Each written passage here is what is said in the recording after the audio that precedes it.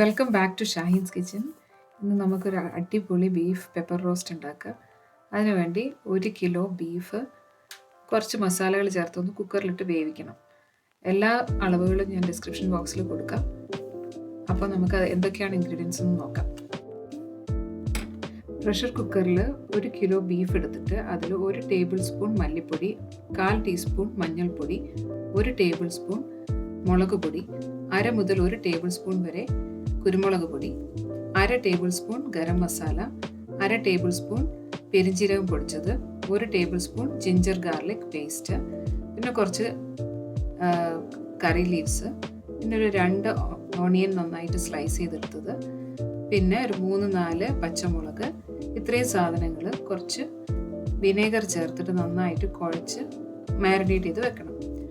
1/2 മണിക്കൂർ മാരിനേറ്റ് ചെയ്തതിന് ശേഷം വളരെ കുറച്ച് വെള്ളം ഒഴിച്ചിട്ട് ഇത് വേവിച്ചെടുക്കണം. അതാണ് ആദ്യത്തെ സ്റ്റെപ്പ്. ഇനി നമ്മളൊരു ചീനച്ചട്ടിയിൽ കുറച്ച് വെളിച്ചെണ്ണ എടുത്ത് ചൂടാക്കിയതിന് ശേഷം അതിലേക്ക് ചെറുതായിട്ട് സ്ലൈസ് ചെയ്ത് വെച്ചിട്ടുള്ള തേങ്ങ ചേർത്ത് നന്നായിട്ട് വഴറ്റി കൊടുക്കുക. അതിലേക്ക് കുറച്ച് കറിവേപ്പിലയും കൂടി ചേർക്കുക. എന്നിട്ട് നന്നായിട്ട് വഴറ്റിയെടുക്കുക. ഇതിലേക്ക് കുറച്ച് ചെറിയുള്ളിയും സവാളയും ഈക്വലായിട്ട് എടുത്തിട്ട് സ്ലൈസ് ചെയ്ത് ചേർത്ത് കൊടുക്കുകയാണ്. ഒരു കൈപ്പിടി നിറയെ ചെറിയുള്ളിയും ഒരു 2 സവാളയാണ് ഞാൻ ചേർത്തിട്ടുള്ളത്. അത് നന്നായിട്ട് വഴറ്റി റെഡിയായി വരുമ്പോൾ അതിലേക്ക് വെളുത്തുള്ളിയും ഇഞ്ചിയും അരിഞ്ഞത് ചേർത്ത് കൊടുക്കുകയാണ്.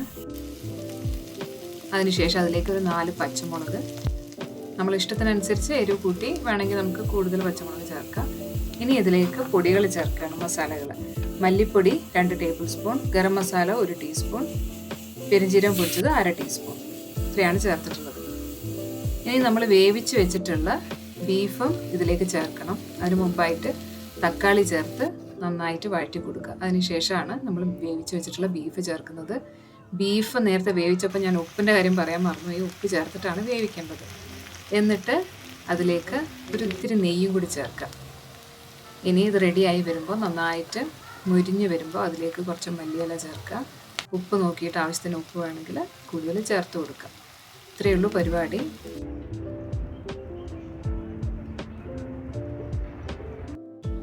പിന്നെ ഇതിലേക്ക് കുറച്ച് ക്രഷ് ചെയ്ത് വെച്ചിട്ടുള്ള, ഫ്രഷ് ആയിട്ട് ക്രഷ് ചെയ്ത് വെച്ചിട്ടുള്ള കുരുമുളകും കൂടി നമ്മൾ ആവശ്യത്തിന് ചേർക്കണം. ഒരു ടേബിൾ സ്പൂൺ, 1.5 ടേബിൾ സ്പൂൺ വരെ നമുക്ക് ചേർക്കാം.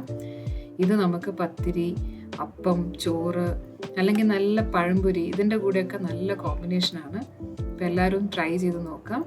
Thanks for watching.